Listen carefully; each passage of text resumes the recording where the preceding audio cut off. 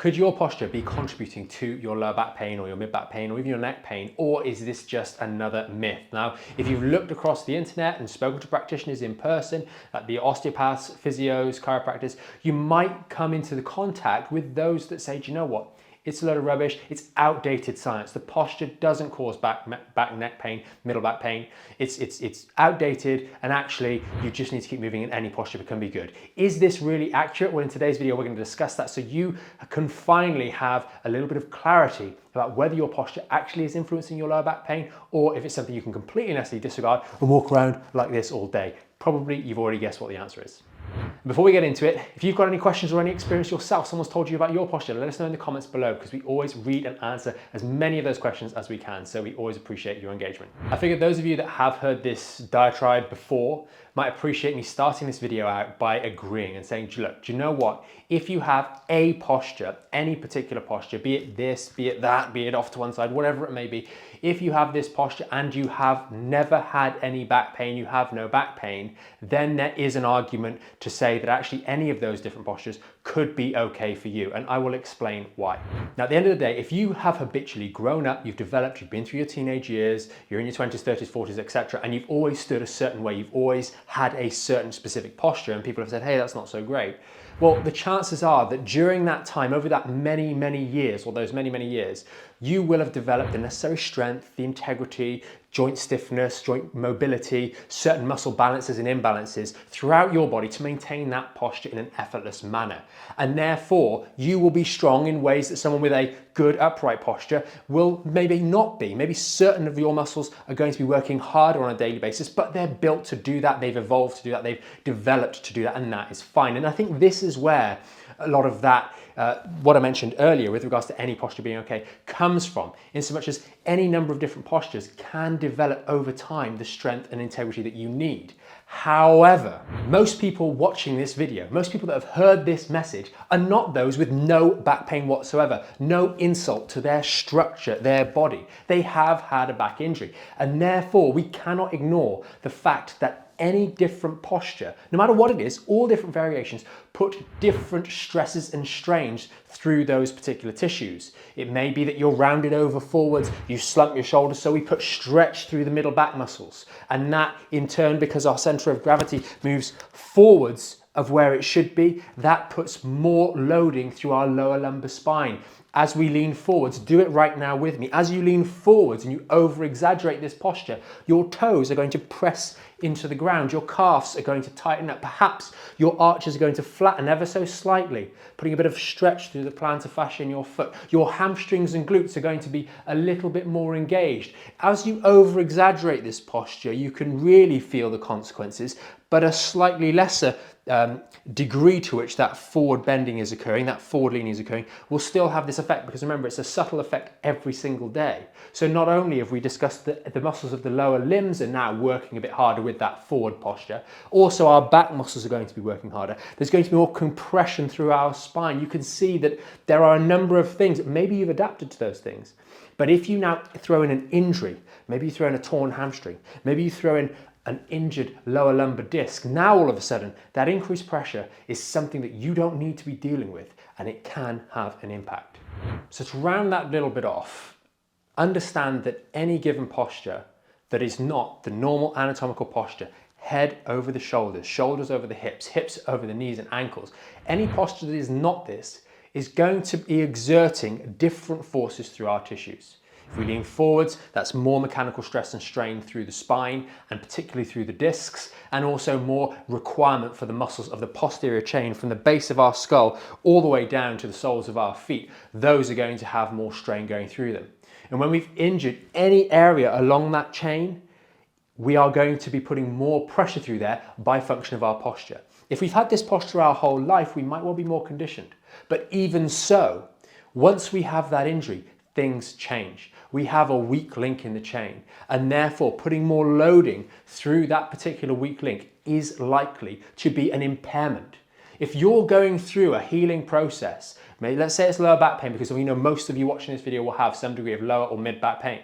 If I said to you, hey, you're going to, for the next week, walk around carrying this, which is just an empty plastic bag. You're going to carry that on your chest, for example. And then I said to the other group of people, I said, right, you're going to carry this rucksack with 10 kilos in every single day, everywhere you go, all the time, when you're sat, when you're standing, when you're walking.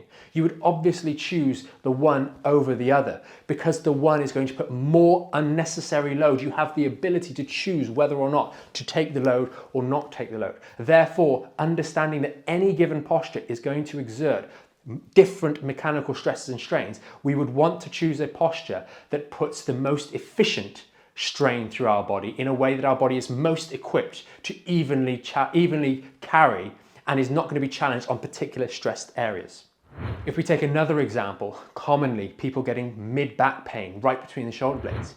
If we are someone that has a rampant kyphosis, an accentuated kyphosis, too much time sat rounded over, then that is going to put, you can see that the spine wants to buckle out here, and this is going to put tremendous pressure through these mid-thoracic segments, around about T5 down to T8, T9, through the discs in particular. But not only that, as we pull round here, all of the muscles through the middle back are going to be stretched and elongated. Muscles that are in an elongated position as the status quo will be more weak than those that are in their neutral position.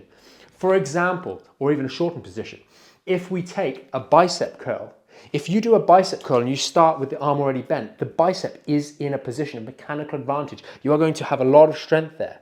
But if we move the bicep all the way back to over here, the bicep is now elongated. Its ability to generate force from this position is going to be hampered, it's going to be impaired, and it's not going to be as strong.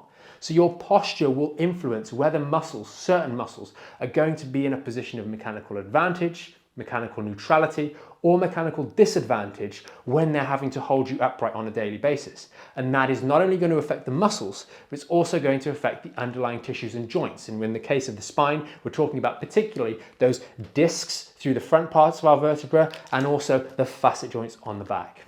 So if you watch this far, we do go through that information to help you better understand, because it's no good just saying, go and do this drill I'm about to show you and do it and crack on, because you don't understand why. Hopefully by now you do appreciate that different postures do have those different qualities to them.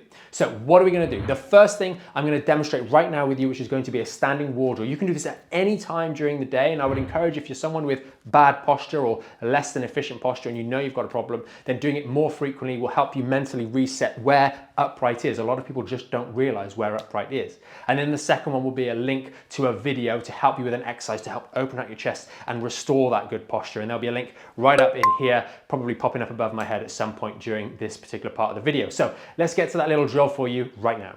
So you do this anytime, you go against a wall, and what we want is we want our heels to be more or less touching the wall. Maybe we've got an inch away from the wall, depending on the size of your glute muscles essentially. If they're a little bit too large, then you might want to move those feet away just a fraction.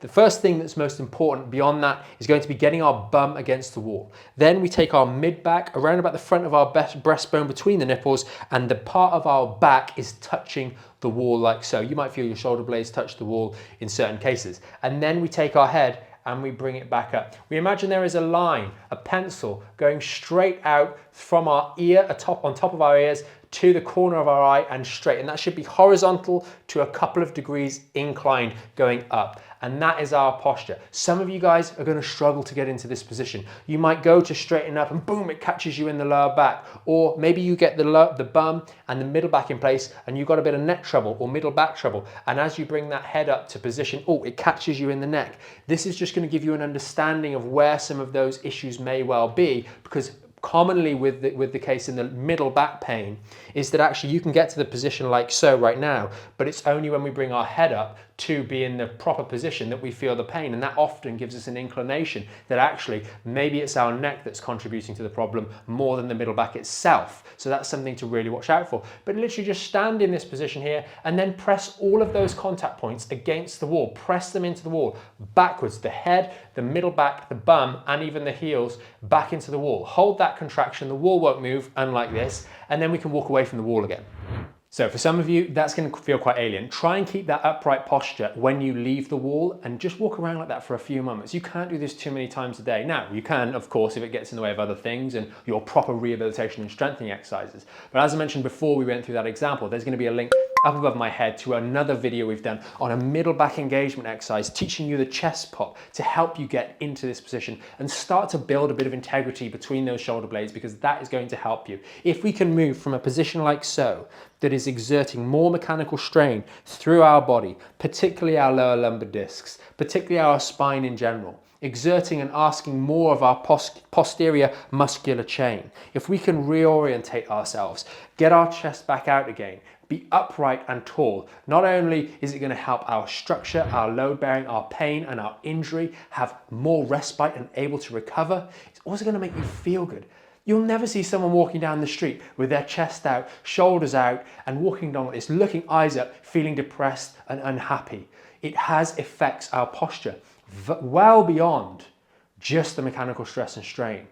And a posture of someone who's maybe not feeling so great is always going to be down and round.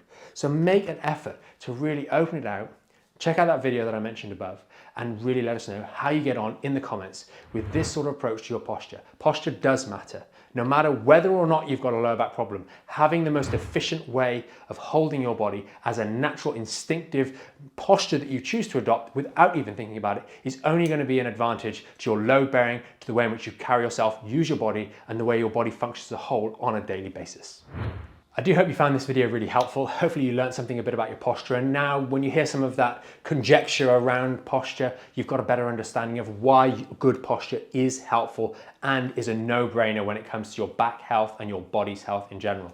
If you did find this video particularly helpful, you know someone else who could maybe work on their posture, maybe they told you, hey, are you sure your posture is really something you need to worry about?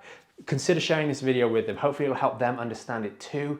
And remember to subscribe to our YouTube channel to stay up to date with all our latest long form videos, just like this one, where we cover topics to help you guys better understand your body and how it works. And also some of our shorter videos, the reels, those 15, 30-second videos that give you some quick, snappy tips that you can do immediately. And as always, thanks for watching, and we will see you in another video.